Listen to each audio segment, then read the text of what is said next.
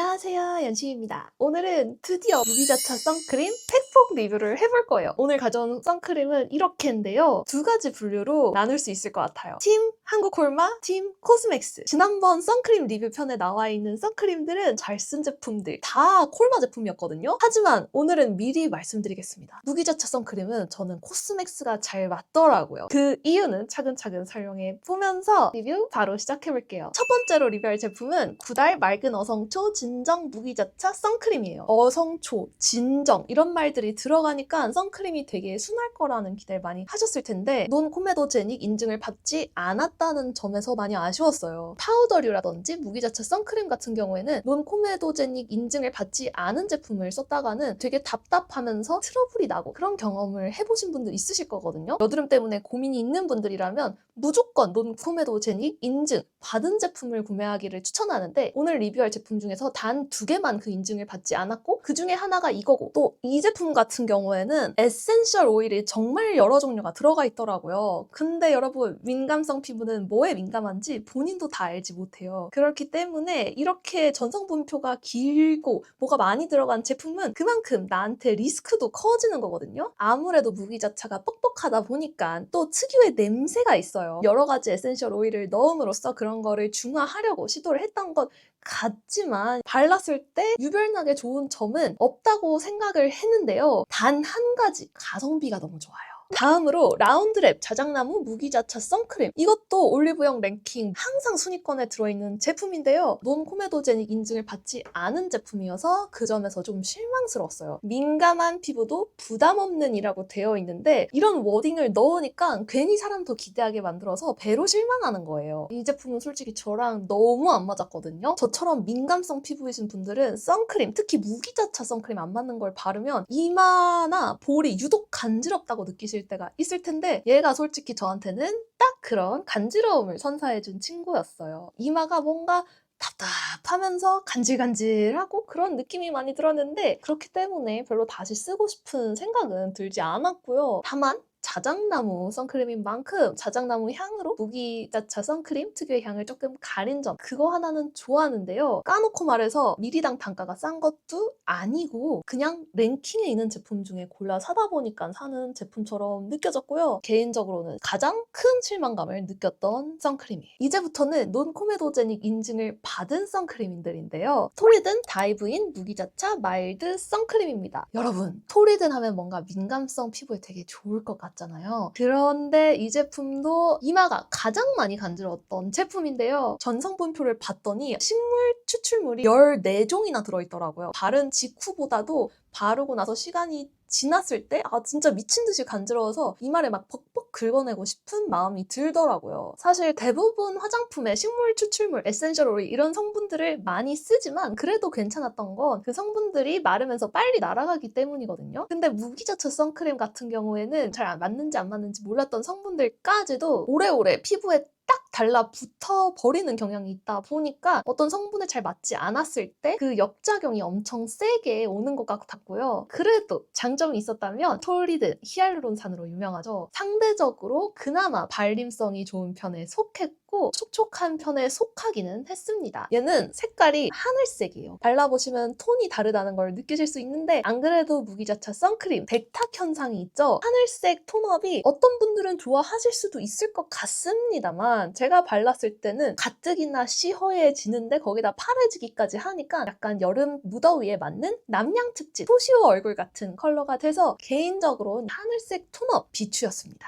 이제부터는 이 정도 사시면 나쁘지 않다. 그래도 괜찮다 하는 제품들을 소개해드릴 거예요. 벤튼의 스킨핏 미네랄 선크림인데요. 벤튼 잘 익숙하지 않으신 분들도 있을 텐데 무기자차 선크림 중에선 이 정도면 완전 상타치입니다. 이 제품 같은 경우에도 로즈마리 잎 오일이 들어있어서 그런지 바른 직후에는 볼이 살짝 간지럽다고 느껴지기도 했는데요. 빨리 날아갔는지 그 이후로는 딱히 간지러움이나 건조함은 적게 느껴지는 편이었어요. 무기자차 선크림 중에서 이렇게 묽게 나오는 게 거의 없는데 이 정도면은 되게 묽은 편이어서 무기자차 선크림이지만 발림성도 좋았으면 좋겠고 건조하지 않았으면 좋겠다 하는 분들한테 좋은 선택지가 될 것 같고요. 닥터지 그린 마일드업 선 플러스 올리브영 랭킹 순위권 무기자차 선크림 중에서는 얘 참 좋더라고요. 사실 닥터지가 그렇게 재밌는 브랜드는 아니잖아요. 신제품도 거의 나오지 않고 기존에 있던 제품들을 포켓몬처럼 콜라보를 해서 팔거나 하는 약간은 노잼 같은 브랜드인데요. 그 점 덕분인지 간지럽거나 따갑거나 하는 부작용 하나도 없이 진짜 편하게 쓸 수 있었고요. 예전에는 PX 가면은 닥터지 선크림 사야 된다 할 정도로 PX 유명템이기까지 했거든요. 요새도 그런지는 PX와 인연이 없는 나이가 돼서 잘 모르겠는데 올리브영에서 워낙 인기가 있다 보니까 구하기도 정말 쉬워요. 사실 벤튼 선크림 좋다고는 얘기했지만 오프라인 매장에서 발라보려면 사야 되는 그런 제품이라 그 점이 참 아쉽거든요. 기왕이면 테스트해보고 사시는 게 좋잖아요. 그런 분들이라면 닥터지 꼭 테스트해보고 사보셔도 정말 좋을 것 같아요. 여기까지가 한국 콜마에서 제조한 무기자차들이었고요. 이제부터 코스맥스로 넘어가 볼게요. 아떼 비건 릴리프 선크림입니다. 예전부터 무기자차 같지 않은 무기자차로 유명했는데요. 그만큼 정말 촉촉하고 정말 발림성도 좋아요. 사실 오늘 여러 가지 무기자차 선크림 소개해드렸지만 화장하는 날만큼은 무기자차 선크림을 잘 바르지 않거든요. 그래도 만약에 화장하기 전에 무기자차를 꼭 발라야 된다라고 하면 저는 이걸 바를 것 같거든요. 그만큼 무기자차의 단점을 줄이면서 유기자차가 주류를 점한 현대까지도 무기자차의 명맥을 이어갈 수 있게끔 해준 무기자차의 대들보 같은 제품이기 때문에 이 제품 추천드리고요. 제가 갖고 있는 거는 이렇게 돌려서 여는 타입이지만 대부분 시중에 유통되고 있는 거는 캡을 열어서 펌프를 하는 스타일이거든요. 캡 돌리면 맨날 캡이 달아나잖아요. 이런 거 귀찮다 하시는 분들은 펌프형인 아떼 비건 릴리프 선크림 요게 정답이 될 수 있을 것 같네요. 마지막으로 차앤맘 피토세린 이지워시 마이드 선크림인데요. 차앤맘 진짜 처음 들어보시죠? 저도 이번에 처음 사봤는데요. 여러분 차병원 아세요? 산부인과가 유명한 병원인데요. 그만큼 아이와 엄마를 대할 일이 많은 병원에서 출시한 뷰티 브랜드 바로 차앤맘입니다.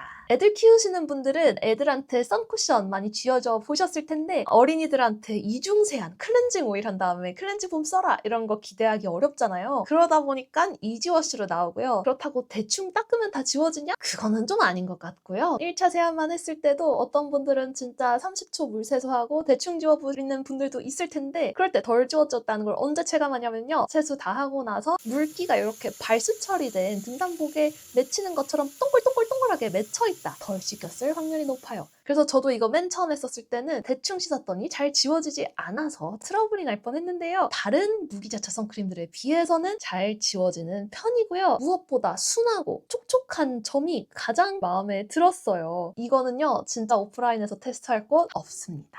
판매처도 올리브영, 쿠팡 이렇게 두 군데 정도밖에 없거든요. 하지만 새로운 거를 써보고 싶다. 진짜 순한 무기자차를 쓰고 싶다. 제 리뷰 보시는 분들이라면 전 어지간히 다 써봤는데 혹시 더 새로운 거 없나요? 하시는 분들 꼭 있으시거든요.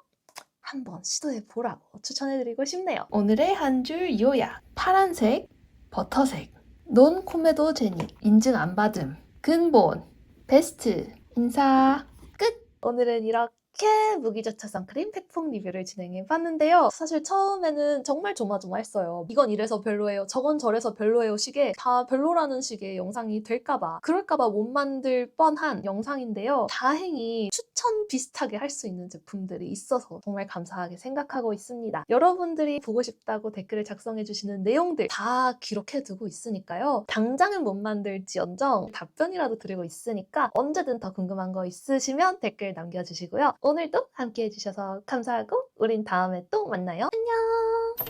네, 여러분 생각해봤는데 이렇게 정보성 영상만 하면 너무 못 친해지는 것 같아요. 그래서 매 영상 끝에 쿠키로 약간의 근황을 공유해볼까 하는데요. 최근에 제가 이사 영상을 올렸죠. 여기는 제 본가입니다.